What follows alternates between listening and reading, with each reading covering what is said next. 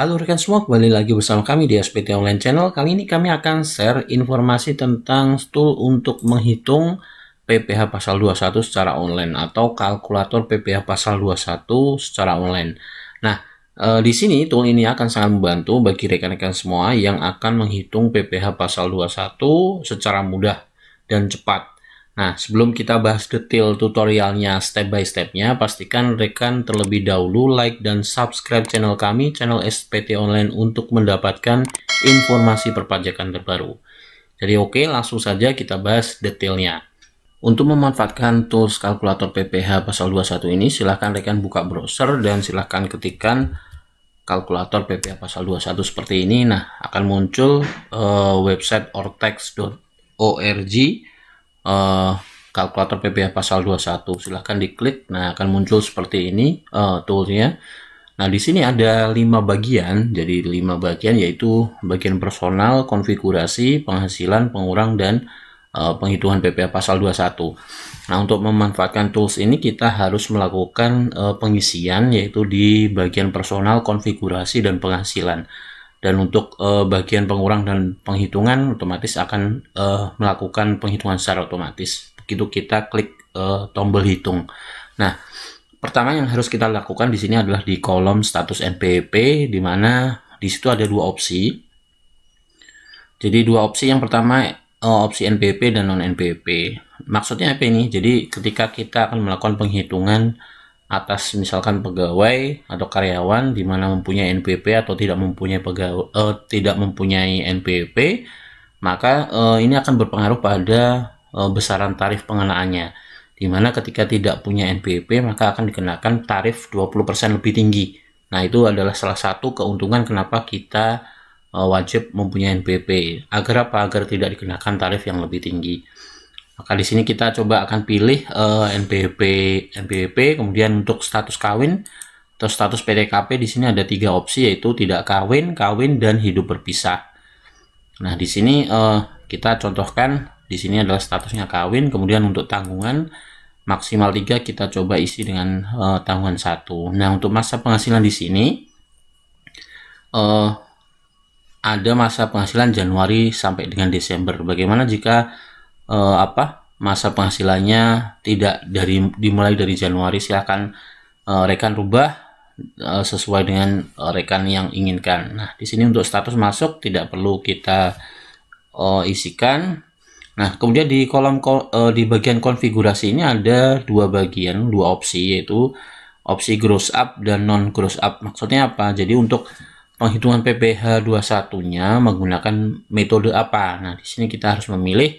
Kalau untuk metode gross up adalah metode di mana tunjangan penghasilan masuk dalam komponen penghasilan. Jadi misalkan kita pilih gross up, nanti di tunjangan PPh ini akan terisi, dan nilai tunjangan PPh dengan nilai PPh terutang di sini akan sama. Jadi itu intinya tunjangan ini masuk dalam biaya komponen gaji. Nah, jika non gross up maka PPh pasal 21-nya hanya ada di bagian akhir di setelah penghitungan. Jadi seperti itu. Nah, kita coba isi dengan non gross up. Kemudian untuk gaji kita isi dengan 4 juta. Untuk tunjangan lainnya kita coba dengan 500.000. Kemudian untuk honor kita isi misalkan di sini ada 1 juta. Untuk natura dan kenikmatan lainnya kita isi dengan 1 juta. Kemudian untuk time team bonus kita isi dengan angka 3 juta. Ini contohnya seperti ini. Nah, ketika sudah mengisi seperti ini, kita tinggal menekan tombol hitung. Nah, hasilnya akan otomatis akan terisi seperti ini hasil penghitungannya. Nah, kita bahas coba hasil penghitungannya, di mana di sini di bagian pengurang otomatis akan menghitung biaya jabatan, di mana diatur dalam PPh pasal 21 bahwa biaya jabatan itu adalah maksimal 500.000 sebulan atau 6 juta setahun, atau kalau sesuai tarifnya adalah 5%. Jadi di situ nilai maksimalnya adalah 500.000 per bulan atau 6 juta setahun. Bagaimana jika lebih?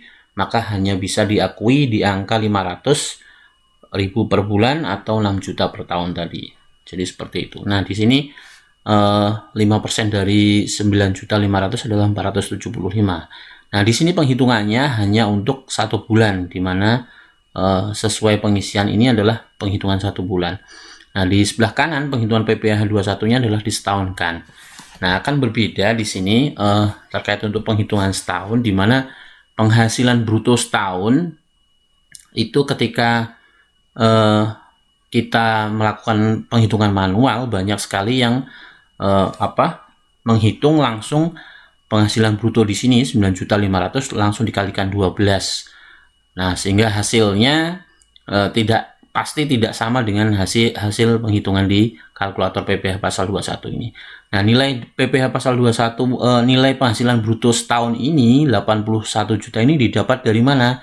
Jadi nilai 81 itu didapat dari komponen penghasilan yang diterima secara teratur. Nah, yang diterima secara teratur itu yang mana? Yaitu di komponen gaji, tunjangan, honor, dan natura. Nah, untuk bonus, tantim bonus ini tidak dihitung sebagai penghasilan teratur, sehingga yang dikalikan 12 hanya item gaji, tunjangan, honor, dan natura. Dan ketika dikalikan 12 ketemu 78 juta, sehingga kemudian baru ditambahkan dengan bonusnya 3 juta, sehingga ketemu 81 juta ini, sehingga otomatis biaya jabatan langsung dikalikan 5%, ketemu 4.050.000 seperti ini. Kemudian kita ke bawah, nah di penghasilan otomatis penghasilan bruto dikurangi biaya jabatan, ketemu penghasilan itu 76.950.000. Kemudian disetahunkan penghasilan itunya, sehingga kemudian baru dikurangi dengan penghasilan tidak kena pajak atau PTKP. Nah, PTKP di sini adalah sesuai dengan yang kita isikan di sini, status kawin satu tanggungan, otomatis 63, sehingga pengurangnya ini ketemulah 13.950. Jadi dikurangi ini 76 dikurangi 63 ketemu 13. Nah, ini yang menjadi dasar penghitungan PPh pasal 21 atau penghasilan kena pajaknya ini 13.950. Ini yang dikalikan dengan lapisan tarif PPh. Lapisan pertama adalah 5%. Nah, karena di sini penghasilan kena pajaknya masih di bawah 50 juta, maka dikenakan tarif terendah yaitu tarif 5%. Sehingga ketemu 5% kali 13.950.000 ketemulah 697.500.